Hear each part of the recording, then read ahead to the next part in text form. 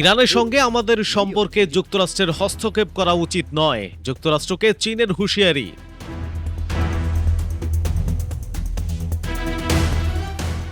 যুক্তরাষ্ট্রের অর্থনৈতিক চাপে আরও বেপরোয়া হয়ে উঠবে ইরান। বিস্তারিত জানতে ভিডিওতে লাইক দিয়ে না টেনে শেষ পর্যন্ত দেখুন।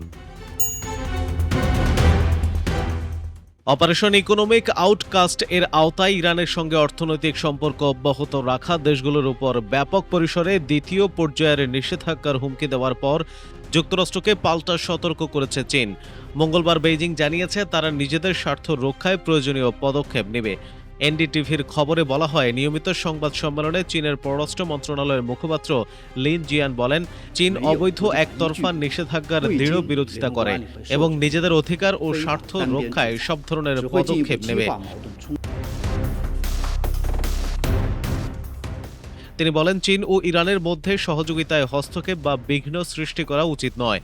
চীনা এই কর্মকর্তা যুক্তরাষ্ট্র ও ইরানকে যুদ্ধবিরতিতে সম্মত হওয়ার আহ্বান জানান এবং বলেন, মার্কিন নিষেধাজ্ঞা সংঘাতের সমাধান করবে না।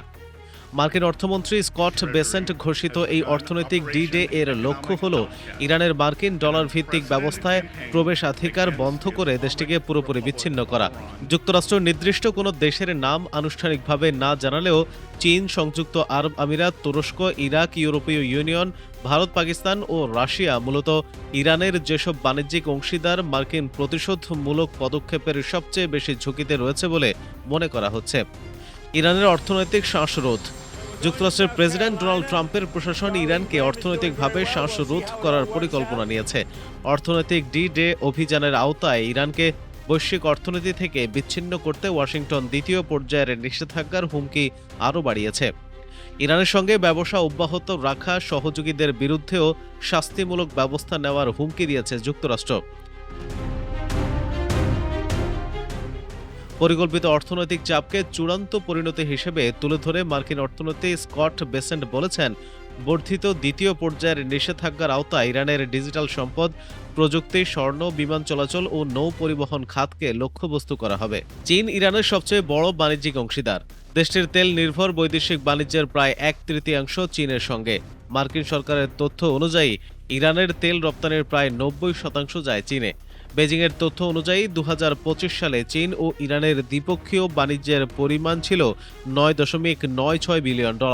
তবে US China economic and security review কমিশনের তথ্য অনুযায়ী ওই হিসেবে চীনে ইরানের প্রায় $31.2 বিলিয়ন অপরিশোধিত তেল রপ্তানির তথ্য অন্তর্ভুক্ত ছিল না।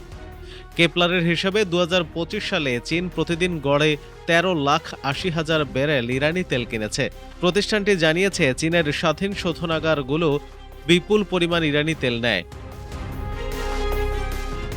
অনেক সময় এসব তেল মালয়েশিয়া বা ইন্দোনেশিয়ার অপরিশোধিত তেল হিসেবে নতুন করে পরিচিত করা হয় এবং ডলার ভিত্তিক ব্যবস্থার বাইরে থাকা মধ্যস্থতাকারীদের মাধ্যমে অর্থ পরিশোধ করা হয়। গেল এপ্রিল মাসে মার্কিন অর্থ মন্ত্রণালয় ইরানি তেল কেনার অভিযোগে একটি চীনা স্বাধীন শোধনাগারের ওপর নিষেধাজ্ঞা আরোপ করে। একই সঙ্গে ইরানি তেলের বাণিজ্যে সহায়তা করলে চীনা ব্যাংকগুলোর বিরুদ্ধেও দ্বিতীয় পর্যায়ের নিষেধাজ্ঞা আরোপের সতর্কতা দেয়। এদিকে যুক্তরাষ্ট্রের অর্থনৈতিক চাপে আরও বেপরোয়া হয়ে উঠবে ইরান। অর্থনৈতিকভাবে কোণঠাসা করতে ইরানের উপর চাপ বাড়াচ্ছে যুক্তরাষ্ট্র, কিন্তু এই কৌশল উল্টো তেহরানকে আরও কঠোর সামরিক পদক্ষেপের দিকে ঠেলে দিতে পারে বলে আশঙ্কা করেছেন বিশেষজ্ঞরা। তাদের মতে, ইরানের অর্থনৈতিক সংকট যত গভীর হচ্ছে, যুক্তরাষ্ট্রের চাপের কাছে নতি স্বীকারের বদলে পাল্টা আঘাতের ঝুঁকিও তত বাড়ছে। ইরানের নেতৃত্ব মনে করছে নতুন অর্থনৈতিক ধাক্কা কোনোভাবে সামলে ওঠা সম্ভব, কিন্তু এর বিনিময়ে তেল সমৃদ্ধ এমন একটি অঞ্চলের সংঘাতের মূল্য বাড়িয়ে দেওয়া যেতে পারে, যে অঞ্চল বিশ্ব অর্থনীতির জন্য অত্যন্ত গুরুত্বপূর্ণ। সেন্টার ফর ইন্টারন্যাশনাল পলিসির ইরান বিষয়ক বিশেষজ্ঞ সিনা তৌসি বলেন, ওয়াশিংটন যত বেশি তৃতীয় দেশগুলোকে ইরানের সঙ্গে বাণিজ্যিক সম্পর্ক ছিন্ন করতে চাপ দেবে, ততই তেহরানের সামনে পাল্টা ব্যবস্থা নেওয়ার প্রণোদনা বাড়বে। ইরানকে বিচ্ছিন্ন করার কাজে যারা অংশ নেবে তাদেরও যে মূল্য দিতে হবে সেটি দেখাতে চাইতে পারে তেহরান। কে আগে পিছু হটবে? কয়েক মাস ধরে সরাসরি সামরিক সংঘাত কিছুটা কমলেও যুক্তরাষ্ট্র ও ইরানের লড়াই এখন অনেকটা অর্থনৈতিক ধৈর্যের পরীক্ষায় পরিণত হয়েছে। কে দীর্ঘ সময় এই চাপ সহ্য করতে পারবে আর কে আগে পিছু হটবে সেটাই বড় প্রশ্ন। ইরানের তেল আয় কমিয়ে দিতে যুক্তরাষ্ট্র নৌ অবরোধ আরোপ করেছে। একই সময়ে ইরান ও তার মিত্রদের কর্মকাণ্ডে হরমুজ প্রণালী ও লোহিত সাগরে জাহাজ চলাচল ব্যাহত হচ্ছে। এতে যুক্তরাষ্ট্রে জ্বালানির দাম বাড়ছে। বিশ্বের তেল ও গ্যাস পরিবহনের গুরুত্বপূর্ণ পথ হরমুজ প্রণালী ও লোহিত সাগর। এসব নৌপথে অস্থিরতা বাড়লে তার প্রভাব বিশ্ব বাজারেও পড়ে। সোমবার ইরানের ওপর নতুন অর্থনৈতিক ব্যবস্থা ঘোষণা করেন মার্কিন অর্থমন্ত্রী স্কট বেসেন্ট। তিনি বলেন, এসব পদক্ষেপ ইরানের অর্থনীতিকে আরও চাপে ফেলবে। তবে কিভাবে এই চাপ প্রয়োগ করা হবে সে বিষয়ে বিস্তারিত জানাননি তিনি। নতুন মার্কিন উদ্যোগ কতটা কার্যকর হবে তা অনেকটাই নির্ভর করছে ইরানের প্রধান বাণিজ্য অংশীদার তুরস্ক, ইরাক, রাশিয়া ও চীনকে ওয়াশিংটন কতটা নিজেদের সঙ্গে নিতে পারে তার উপর। Economic D-Day. ইরানের বিরুদ্ধে নতুন অর্থনৈতিক অভিযানকে বোঝাতে ট্রাম্প প্রশাসন সামরিক পরিভাষা ব্যবহার করেছে। তারা একে বলছে ইকোনমিক ডি-ডে। তেহরানও পাল্টা সামরিক ভাষায় প্রতিক্রিয়া জানিয়েছে।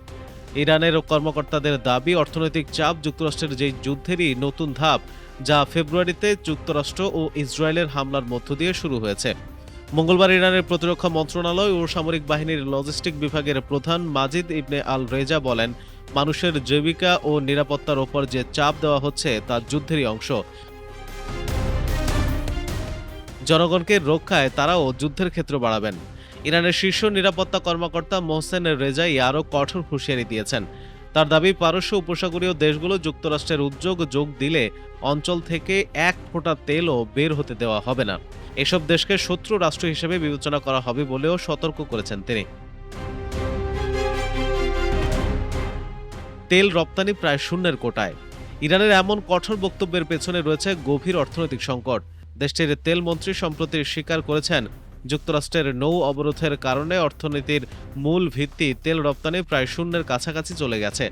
সোমবার দেশটির প্রভাবশালী অর্থনৈতিক সংবাদপত্র দুনিয়া ই এগতেসাদের এক প্রতিবেদনে বলা হয়েছে, গত ডিসেম্বর থেকে ইরানের মুদ্রা রিয়ালের দর ৪১% কমেছে। মুদ্রার বিনিময় হার দ্রুত পড়ে যাওয়ার পর ওই সময় দেশজুড়ে বিক্ষোভ শুরু হয়। পরে তা কয়েক সপ্তাহ ধরে চলা সরকার বিরোধী আন্দোলনের রূপ নেয়। কয়েক দশকের মধ্যে এই আন্দোলন ইরানের ধর্মভিত্তিক কর্তৃত্ববাদী শাসকদের জন্য সবচেয়ে বড় চ্যালেঞ্জগুলোর একটি হয়ে উঠেছিল। কয়েক সপ্তাহ পর নিরাপত্তা বাহিনী কঠোর অভিযান চালিয়ে তা দমন করে। এরপর মূল্যস্ফীতি ও বেকারত্ব আরও বেড়েছে। নিত্য প্রয়োজনীয় পণ্যের দাম অনেক ইরানির নাগালের বাইরে চলে যাচ্ছে। স্থানীয় সংবাদ মাধ্যমের তথ্য অনুযায়ী কিছু ওষুধের দাম বেড়েছে ৫০০% পর্যন্ত। পেট্রোল নেই, দীর্ঘ সারি। ইরানে জ্বালানি সরবরাহের সংকটও তীব্র হচ্ছে। যুক্তরাষ্ট্র ও ইসরায়েলের হামলায় জ্বালানি অবকাঠামোর ক্ষতি হয়েছে। একই সঙ্গে মার্কিন নৌ অবরোধের কারণে জ্বালানি আমদানিও ব্যাহত হচ্ছে। ২০১৯ সালেও ইরানে জ্বালানি সংকটকে কেন্দ্র করে বড় ধরনের বিক্ষোভ হয়েছিল। মঙ্গলবার বিবিসির ফার্সি ভাষার সেবায় প্রচারিত ভিডিওতে দেখা যায়, হতাশ ইরানিরা একের পর এক পেট্রোল পাম্পে যাচ্ছেন, কিন্তু সেখানে জ্বালানি নেই। অন্য ভিডিওতে পেট্রোল নেওয়ার জন্য দীর্ঘ গাড়ির সারি দেখা গেছে। তারপরও আত্মবিশ্বাসী থাকার চেষ্টা করছেন ইরানের কর্মকর্তারা।